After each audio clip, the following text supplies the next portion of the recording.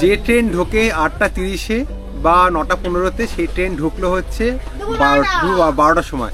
কি প্রবলেম কেউ জানে না, কিন্তু প্রবলেম এরকম। মেন ব্যাপারটা হচ্ছে কালকে আমরা কি ঘটেছি, কালকে আমাদের গাড়ি 3-4 বার দাঁড়িয়েছে শুধুমাত্র খাবার জন্য, আর চার্জ দেওয়ার জন্য 1 ঘন্টা দাঁড়িয়েছে, সেখানে 1.5 ঘন্টা করেছি আমরা।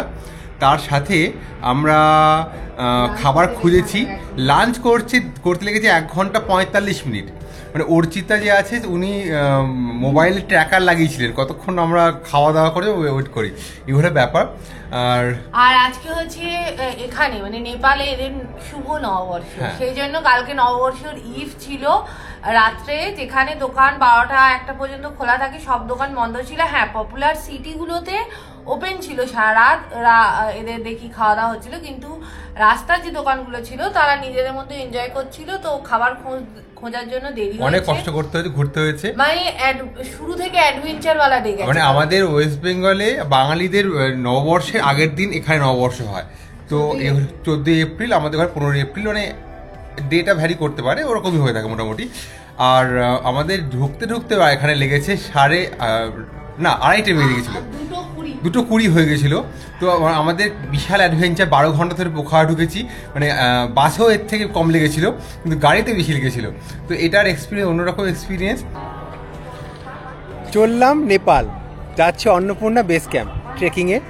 তো এবার বিদেশ ট্রেকিং প্রথম, 6 মাস ধরে প্র্যাকটিস সমস্ত কিছু করা হয়েছে, দেখা যাক লাস্টে কি করা যায়। হ্যাঁ, মানে বেসিক্যালি আমরা প্ল্যানিং করেছি এভাবেই যে অনেক কিছু অ্যাডভেঞ্চার আছে, সবগুলো দেখতে পারবেন, জানতে পারবেন আস্তে আস্তে। আমরা এখনও সব জানি না, আপনাদের জন্য বলছি এক করা ভিডিওটা কন্টিনিউ করুন, দেখুন। আমরা এখন এখান থেকে ট্রেনে আসছে, আমাদের ট্রেন অ্যানাউন্স করছে, আর ট্রেনে করে আমরা যাচ্ছি এখন হচ্ছে রাক্সোল যাচ্ছি। রাক্সোল থেকে ওখান থেকে আমাদের ট্রেকিং যে গ্রুপ আছে চেসিং ক্লাউডে গাইডেন্সে আমরা পুরো ট্রেকটা করছি, আর তারা গাইড করবে, তার রেসপেক্টে আমরা পুরো ট্রেকটা করব। আর আপাতত ট্রেন দিয়ে দিয়েছে, আমাদের ট্রেন হচ্ছে 13021 মিথিলা এক্সপ্রেস, যেখান থেকে শ্রীরামপুর থেকে উঠছি, বাকি পুরো টিম আসছে হচ্ছে হাওড়া থেকে। তো হলো লিদা খুব এক্সাইটেড, পাগল হয়ে গেছে। বাইরে আমরা এবার ট্রেকিং করছি, পিঠে ব্যাগটা নিয়ে উঠবো, কোনো পোটার নেই, তো এটা একটা অন্যরকম এক্সপিরিয়েন্স। মানে প্রবলেম হয় আমার। হ্যাঁ, মানে লাগেজে কি কি নিয়েছি ওরা পরে দেখাচ্ছি, পোখরা থেকে দেখাবো। আপাতত আমরা চলুন ট্রেনে উঠি, ট্রেন আসছে। চলো, ট্রেন চলে এসেছে আমাদের।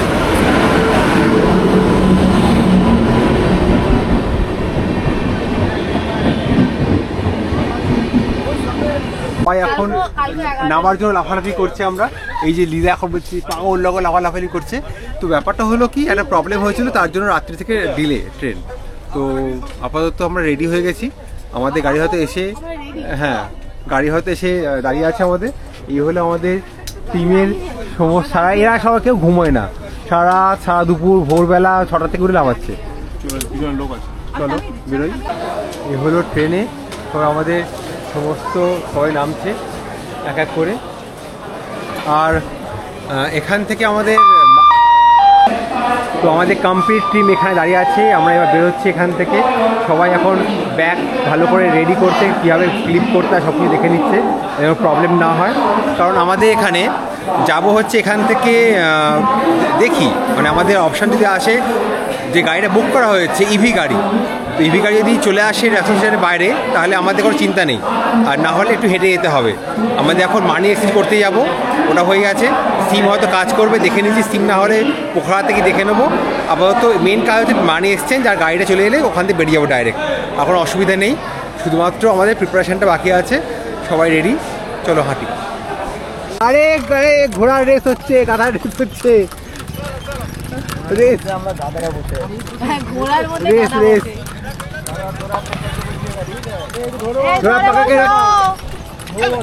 ধরে বসো। তো ব্যাপার হচ্ছে নাড়িয়ে দিল,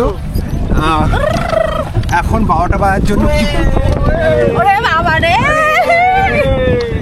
12টা বাজার জন্য আমরা একটা রাস্তাটা চেঞ্জ হয়েছে, সেজন্য আমরা স্টেশন থেকে পাচ্ছি না, তো কারফিউর জন্য। তো সব ধর্নায় বসেছে। কারফিউ হচ্ছে এখন, নতুন আইন না বলা পর্যন্ত এরা সেই জন্য করবে না। কারফিউ থাকার জন্য আমরা প্রবলেম পড়ে গেছি, সেই জন্য আমরা একটু বাইপাস করছি প্রবলেমটাকে। রাস্তা সেই রাস্তা, এগুলো রাস্তা, এগুলো রাস্তা সেই রাস্তা দিয়ে আমরা এখন ক্রস করছি, করে আমরা যাব যেখানে আমাদের গাড়ি ওয়েট করছে।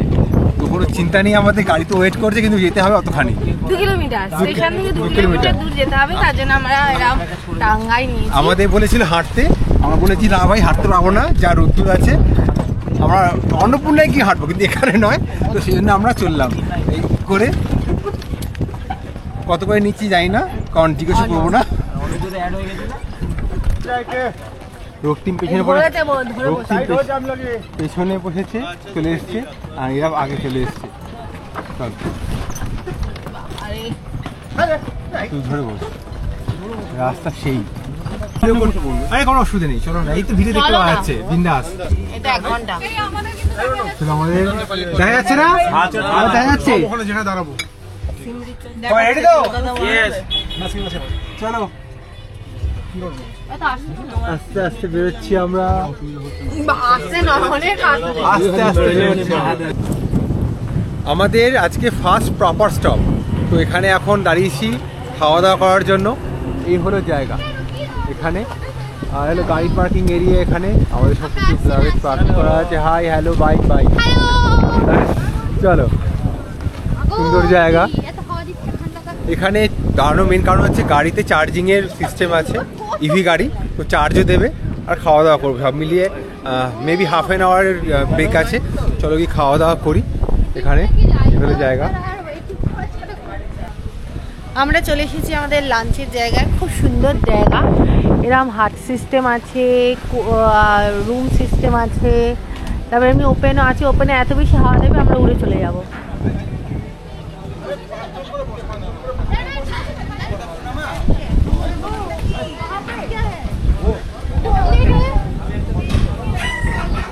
এখনো কনফিউশনে আছে।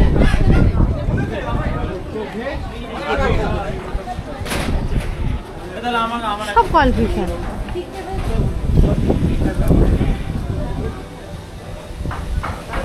Really nice place. এখানে বাইরে এরকম বসার জায়গা আছে, আর এখানে টুরিস্টদের গাড়ি ম্যাক্সিমাম থামে। মেন রোড থেকে একটুখানি নেমে এসে এখানে হচ্ছে খাবারের জায়গা। ওয়েদার দারুণ।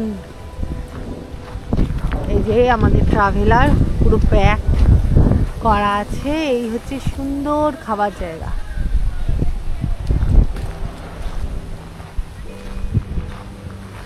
আমাদের এখানে আসতে এখন অলরেডি বেজে গেছে 4টে। কিছু করার নেই, প্রবলেম, আমাদের বর্ডারে প্রবলেম হয়েছিল একটুখানি। 144 ধারা জারি হয়েছিল, যার জন্য ট্যুরিস্টদের আসা যাওয়া, ওনারা ফোন করছেন হায়ার অথরিটিকে আর্মি থেকে, তারা পারমিশন দিলে তারপরে সেই আমাদের আইডেন্টি কার্ড চেক করে, ব্যাগ চেক করে তারপরে ঢুকানো হচ্ছে। মানে খুব লাকিলি ঢুকতে পেরেছি। আমাদের যিনি এখানে ছিলেন, অবভিয়াসলি আমাদের যিনি গাড়ি করে নিয়ে আসবেন বা অন্যদাদের যারা চেনাশোনা ছিলেন, তারা কথা বলে আমাদেরকে নিয়ে আসার ব্যবস্থা করেছে। তারপরে এখানে ওয়েদার মানে ঝড়ও কম, এরকম ব্যাপার। সেখান থেকে আমরা খুব সুন্দর, মানে ভীষণ অ্যাডভেঞ্চার স্টার্টিং থেকেই।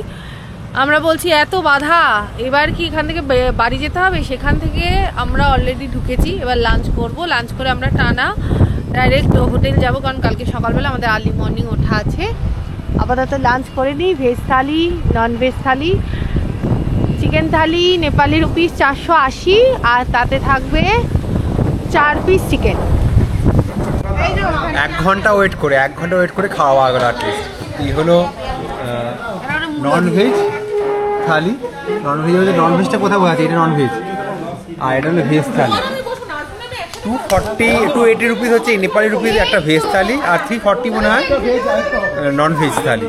মানে মোটামুটি 600 টাকা খাওয়া দাওয়া হচ্ছে। 480 ননভেজ, ভেজ 280।